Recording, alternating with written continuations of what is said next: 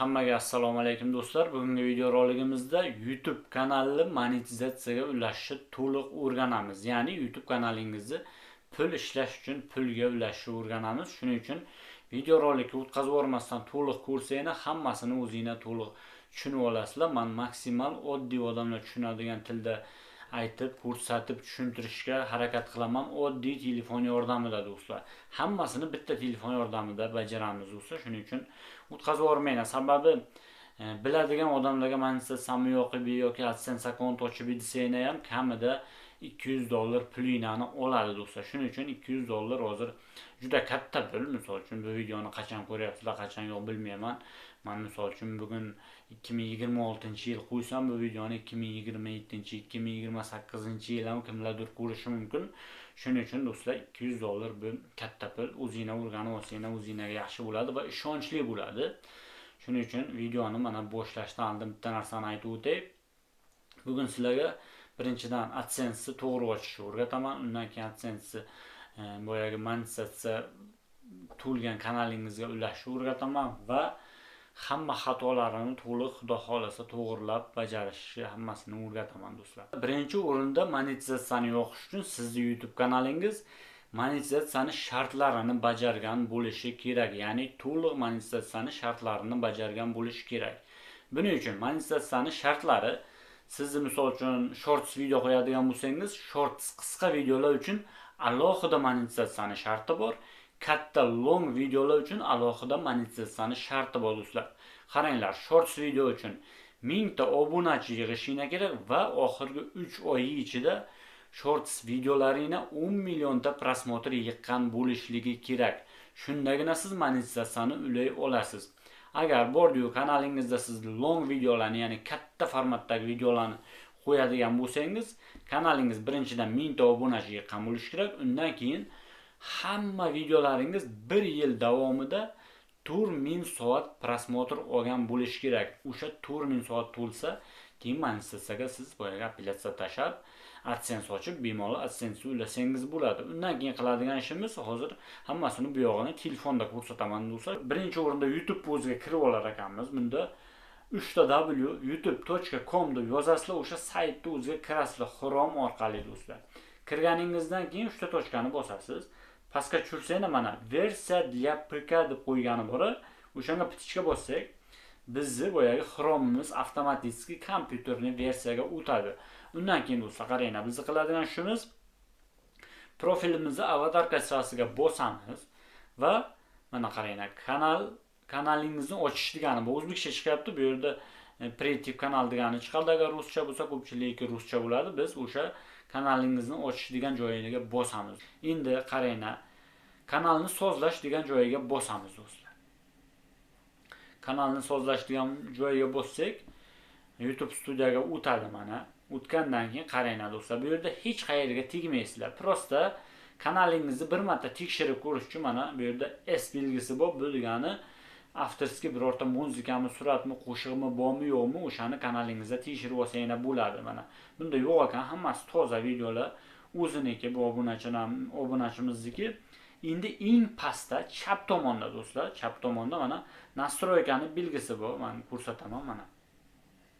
Bu yerda kirsanglar birinchi o'rinda boyagi valyutani ko'rsatasizlar, albatta dollar ko'rsatasizlar. Bundan keyin pastga tushasizlar, kanal bo'limi.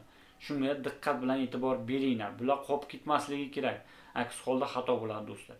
Mana kanal bo'limiga o'tgandan keyin mamlakatingizni so'raydi. Mana shu yerda обязательно AQSh belgilanadi do'stlar. Amerika Qo'shma Shtatlarini mana belgilab qo'yganman. Mana qaranglar. Endi qiladigan ishimiz, pastga tushmaysizlar, hech qayerga tushmay, yoniga o'tasizlar do'stlar. Mana yoniga o'tsanglar, bu yerda videongiz yosh bolalargami, kattalargami deb belgi ko'rsatadi. Albatta biz yosh bolalarga bo'lsa yosh bolalarni belgilab qo'yamiz, kattalarga bo'lsa kattalarni belgilab qo'yasizlar. Eng bizga keraklisi 3-funksiya mana eng chekkadagi do'stlar.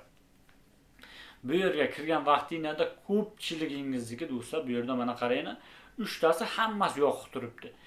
Monetizatsiyaga tashlash uchun, AdSense ochib monetizatsiyaga tashlash uchun, monetizatsiyani yoqish uchun mana shu 3 chala bo'lim ham hammasi расширение, настройка to'lig'icha ptichka olgan bo'lish kerak. Ya'ni verifikatsiyalardan, duxitavni verifikatsiyadan kanalingiz o'tgan bo'lish kerak. Bu qanday bo'lishini ham hozir ko'rsataman. Afsuski sizlarniki ko'pchiligingizniki bu yerda faqatgina birinchisi yongan bo'ladi. Ikkinchisini yoqish uchun o'shani ustiga bosasizlar do'stlar. Telefon nomeri tasdiqlash kerak. Ikkinchisini yoqish uchun telefon nomeri tasdiqlash kerak.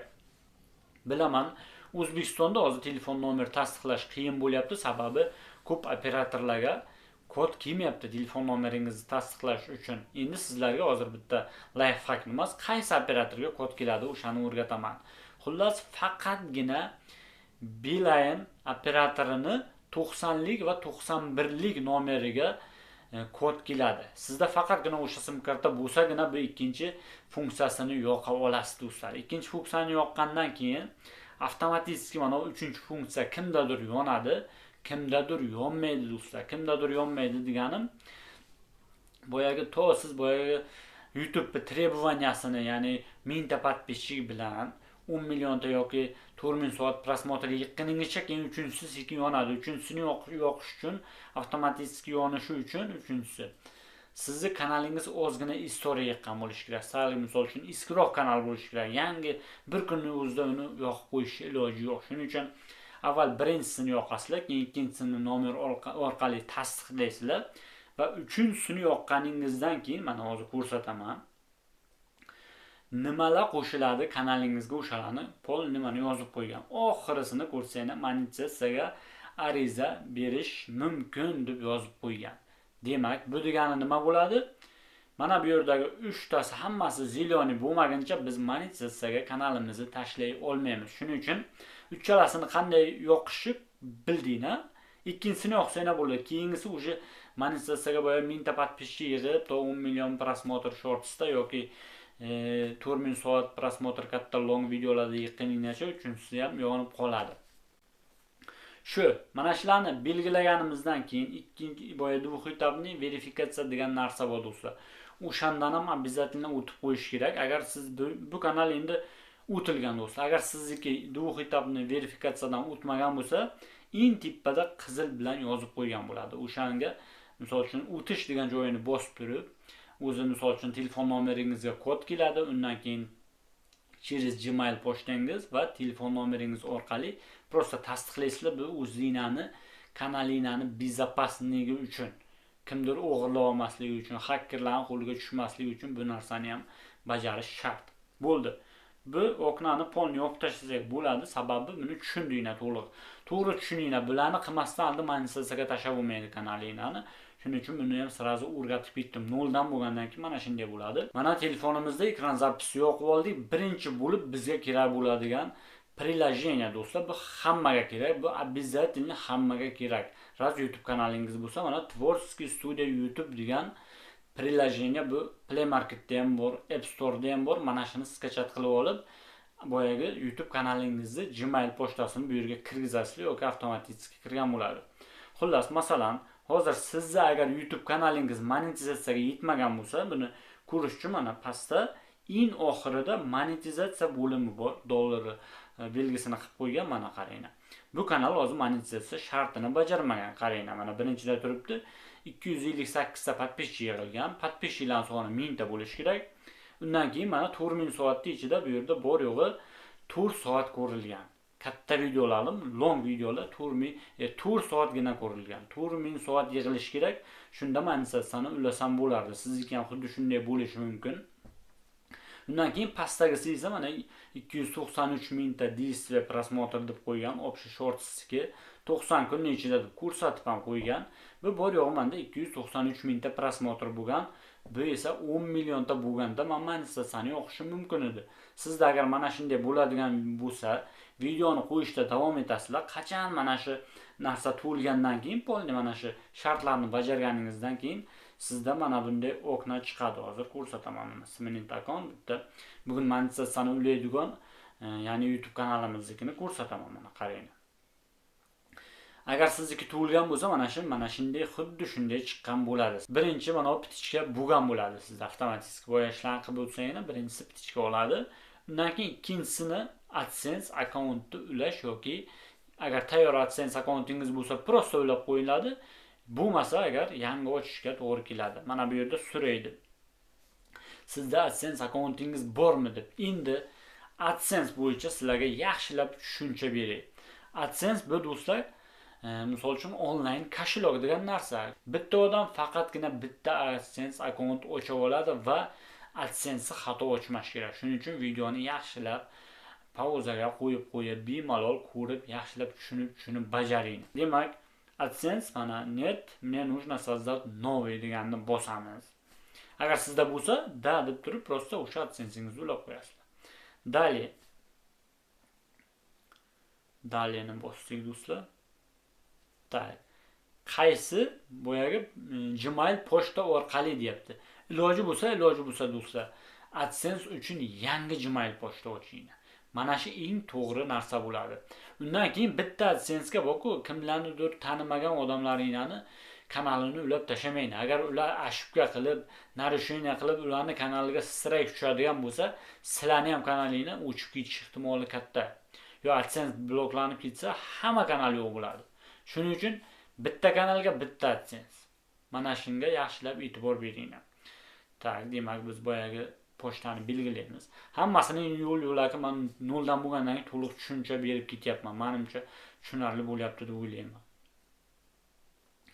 Bu yerda birinchisi vash kanalni va kanalingizni ссылкасы avtomatik chiqadi. Strana или территория находящий платежный адрес deyapti. Qaranglar, bu yerda ham juda ham e'tibor beradigan narsa. Hech qachon o'zingizcha Amerikani yo Avstraliyani, Turkiyani belgilab tashlamayman. Bunda katta xato qilasizlar va pulinglarni yechib ola olmaysizlar. Bu yerda faqat va faqat qaysi davlatning fuqarosi bo'lsangiz, o'sha davlatni belgilayman. O'zbekistonlikmisiz, O'zbekistonni belgilayman. Bu monetizatsiyani pul kam tushishiga, o'sishiga hech qanday ta'siri yo'q. Bu misol uchun pulni qayerdan turib yechib olish bu. Sizlar hozir masalan faraz qilinglar, Amerikani belgilab qo'ysanglar, AdSense'dan pul yechib olish uchun Amerikaga borishingizga to'g'ri kelib qoladi. Shuning uchun O'zbekistonni belgilaymiz. Yo Qirg'izistonlik bo'lsanglar, Qirg'iziston, tojik bo'lsa Tojikiston. O'zbekiston topamiz. Bu yerda hamma davlatlar ham yo'q, do'stlar, to'g'risi. Lekin O'zbekiston bor. O'zbekiston, Qirg'iziston bor. Rossiya yo'q. Qayerda qoldi O'zbekiston? O'tkazib bo'ldimmi? Mana O'zbekiston. O'zbekiston belgiladik. Mana bu yerda undov belgisi bilan yozib qo'yganam. Qayerda yashasanglar, qayerda fuqarosi bo'lsanglar, o'sha yerda qayerda asosan yashasanglar, o'sha yerda belgilayman deb qo'ygan. Sababi pulni olish uchun naqd borib bankka borib olishinglar kerak. Boyagi nimalardan dokumentlarni to'g'irlash uchun. Endi bu yerda mana "Я принимаю условия" deysizlar, bo'lmasam baribir ketmaydi. Shuning uchun endi "Настроить аккаунтni bosamiz.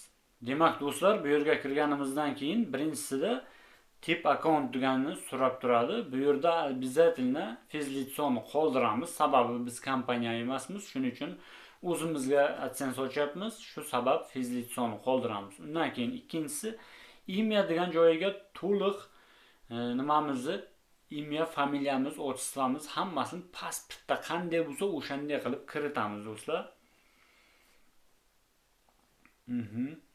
Keyin первая строка adres degan joyiga полный asosiy adresimizni kiritib chiqamiz. Ikkinchisiga esa misol uchun kvartira, bu mayda shuda nimalarni ham, dannilarni ham bersa bo'laveradi.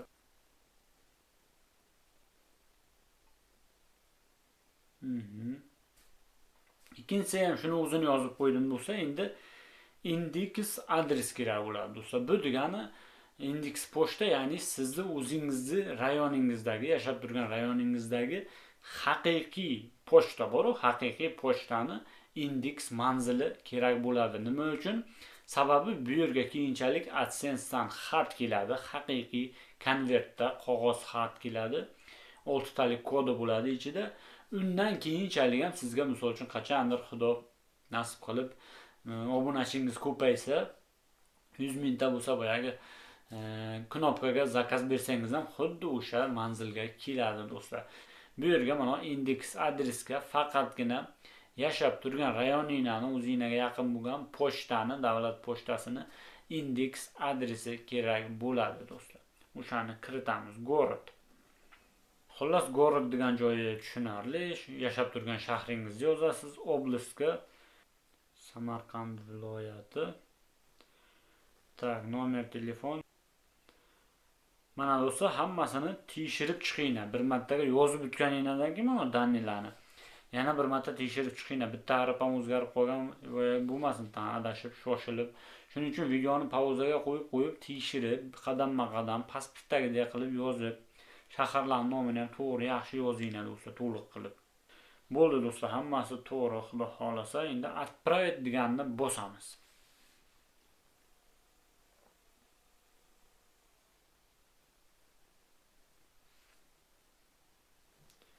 Mana do'stlar, mana shu dannilarni kirgizib отправить deganni bosamiz. O'shani bosganimizdan keyin qaranglar. Hozir ko'rsataman sizlarga nima chiqishini. Rossiyada связный to'roq, to'g'ri tushunasizlar. Mana выполняется deb chiqadi do'stlar. Bu yerda mana biz dannilarimizni jo'natganimizdan keyin mana 2-3 kun, ko'pi bilan hozir 2-3 kunning ichida mana shu ikkinchi registratsiyani nimasini bo'limini tekshirib chiqishadi. Undan keyin biz darsga davom etamiz. Siz esa videoda u yog'ini sirazi xudo xolasa ko'rasizlar do'stlar. Sababi buni jo'natib qo'yganimizdan keyin bu dannilarimizni polni AdSense ga kutamiz. AdSense nastroykasi, qolgan nastroykasi keyin bo'ladi do'stlar. Bu hozir birinchi etapi. AdSense ochish ham oson emas, ko'rdinglarmi? Shuning uchun ham endi boya blogerlar, katta boya blogerlar hammasi AdSense ochib berib monetizatsiyani ulashni katta $200-300 pul evaziga qilishadi do'stlar. Bu oson emas, bir kunda bo'ladigan ish emas. Shu do'stlar, davom etamiz. Mana do'stlar, ro'ppa-rosa 24 soatdan keyin bizni AdSense akkauntimizni YouTube qabul qildi va ikkinchi bo'lim ham zangor ptichka bo'ldi. Ko'rgan bo'lsangiz, uchinchisini bajarish uchun biz hech narsa qilmaymiz, faqatgina kutib turamiz.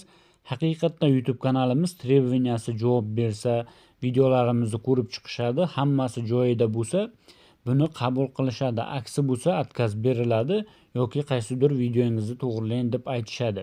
Shuning uchun hammasi to'liq bajarilgandan keyin bizni kanalimizdagi videolarimizda avtomatik tarzda yoki monetizatsiya yonadi yoki siz настройкаga kirib выключить monetizatsiya deb videolaringizda monetizatsiyani yoqib qo'yasiz.